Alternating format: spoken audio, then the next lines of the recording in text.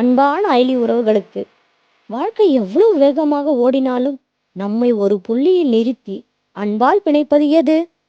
நாம் விழும்போதெல்லாம் தாங்கி பிடிக்க ஒரு கரம், நாம் தடுமாறும் போதெல்லாம் வழிகாட்ட ஒரு வெளிச்சம் தேவை. அது எது? இந்த இரு வினாவிற்கும் ஒரே விடைதான்.